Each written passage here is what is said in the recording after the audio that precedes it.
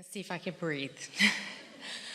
First of all, I would like to say I love you and thank I am so appreciative of having you in my life, the teachings that I've learned, because my life is so rich and it's so fun. It just has to be that way. In other words, what we did was we spoke some words, because words don't teach, that caused you to find resonance with who you really are. So what you're describing is the satisfaction of that pretty steady alignment. Yes. And it's hilarious the way that things happen in my life.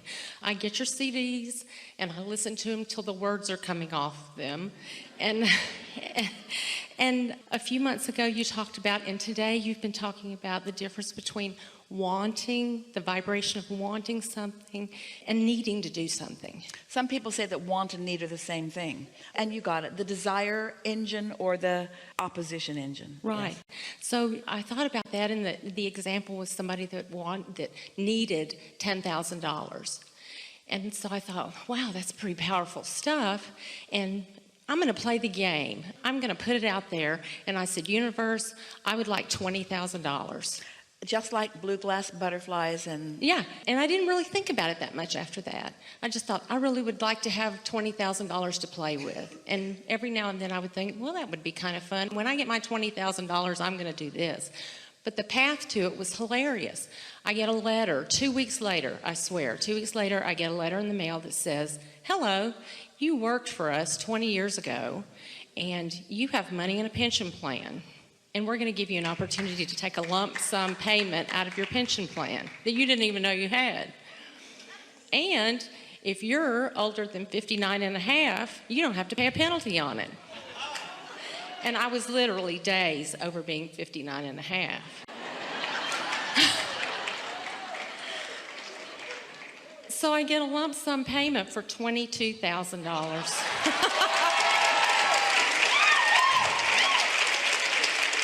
And it was no effort. And I had a blast with the way the whole thing evolved. When I got the money, that was fun too. But it was still, the whole way that the thing evolved was hilarious to me. Before you give us too much description of that, because we want to go back and get some of that, we have two more stories that we want to tell you that are sort of kind of like that were told to us in the same seminar a few weeks ago. So a woman said that she was wanting to come to one of these seminars and was trying to make her way there. The expense was a big of an issue for her, and so her friend arranged through an airline that she is affiliated with to get her some standby tickets. So the two girls were flying from two different cities, and they were on their way to Chicago. And when she got to the airport, she went right through the security. That part of it was really easy for her. And then when she went to get to the flight, she did not get on that flight. It was full, so she was not able to stand by and get on. So then she did not feel discouraged. She was thinking that the next one, it would happen for her, but the next flight came and she didn't get on it either. So she's still feeling optimistic and very appreciative of her friends. She calls her friend who is getting ready to board her flight in another city and said, well, I didn't get on either of these flights. Do you have any suggestions? And her friend said, well, maybe you could fly to New York and maybe there would be more flights from there to where you want to be. Why don't you ask someone? So she went to the service center and said to a new person behind the counter, do you think I could get on standby to go to New York? And then maybe I could get to where I want to go. And the woman behind the counter said, well, where do you want to go? And she said, Chicago. And the woman paused for a minute and said, well, I think I have a plane going there. Let me check for a little bit. She went out, came back, said, yes, I can get you on this plane. So the woman was so excited that all of a sudden here came this flight for her. And when she went down to get on the airplane, she was the only passenger on the plane. There was a flight crew, there was a pilot, there were flight attendants. She was the only passenger on the plane. And the flight attendant stood in front of her and did the safety announcement. And then the pilot came on the intercom and said, ma'am, addressed her directly. And in the same seminar, another woman said she wanted to come to the gathering, couldn't figure out where she was going to get the money, talked to her friend about it, who had introduced her to Abraham and to law of attraction. And they were being very playful about it, as you were describing yourself. And one day, several days before the event was taking place, they were taking a walk through the woods where the leaves are falling. And she looked over and she saw something sort of shining under a leaf, sort of. And she pulled it out and it was a big diamond earring. Couldn't possibly be real. It's too big to be real, but it was a $9,000 diamond.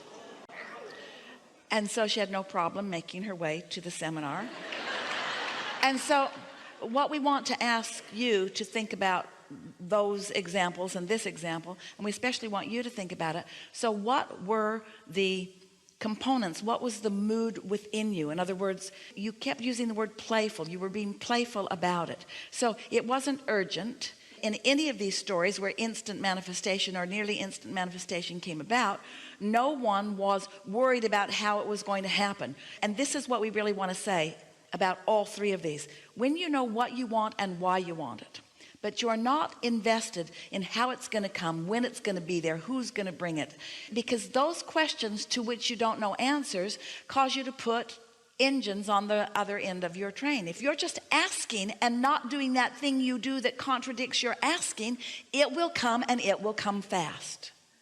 And so once you have experiences like that, and another and another and another, after a little while you start to recognize the formula. And this is the thing that someone else listening into a story has a harder time getting, because the formula that we want you to pay attention to is the emotional formula. It's the way you feel about it. In other words, when you say, I'm playful about it, anyone listening to you talking about how fun it would be for $22,000 to just come, they may or may not be feeling playful. They may really need the $20,000, or they may not believe that it could come. And that's what you talked about that I listened to that started the whole thing. It would just, I guess it clicked for me finally. And that's why we say start with something easy. And by something easy, it means something that you haven't beaten to death with your doubt.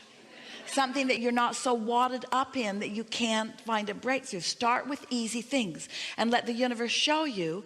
The universe will show you the following. The universe will show you, you are your inner being's object of attention. You have our undivided attention. And we mean that.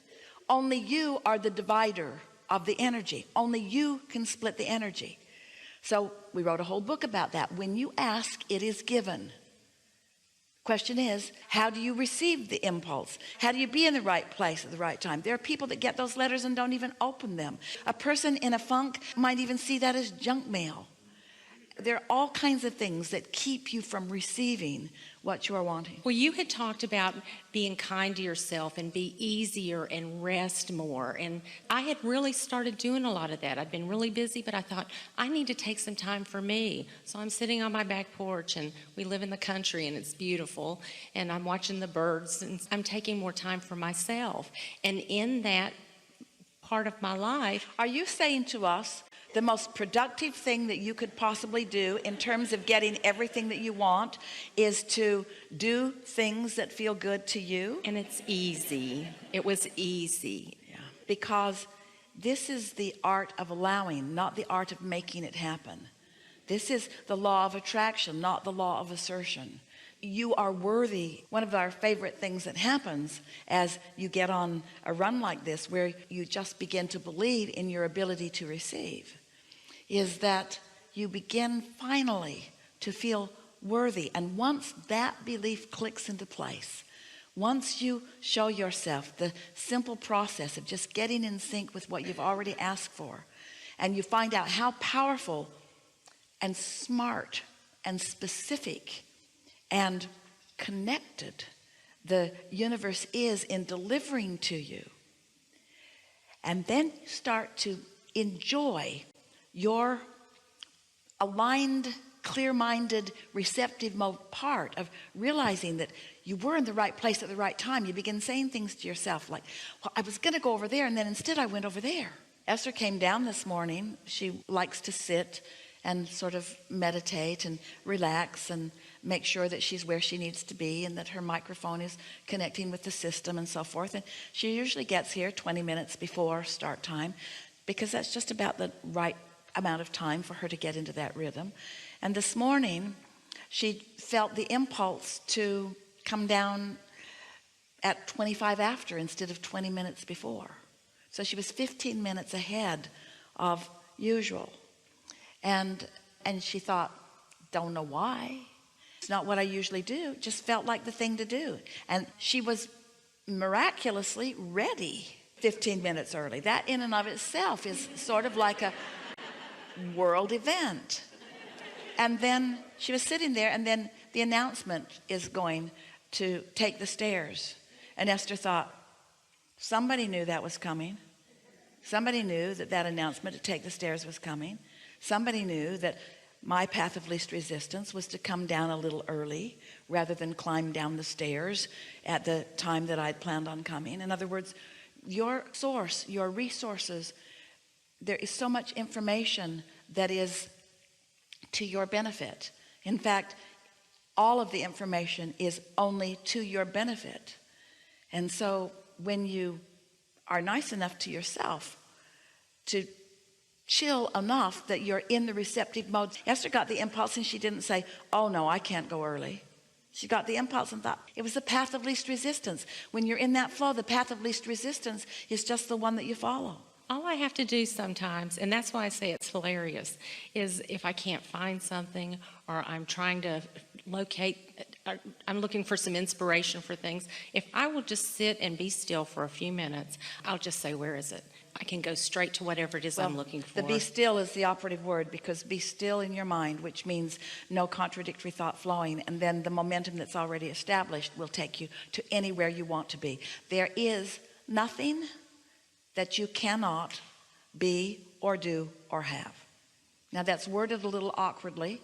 You can be or do or have anything that you choose is a much nicer way of saying it, much more in alignment way of saying it. But in any way we say it and in any way you hear it, there are no limits for you.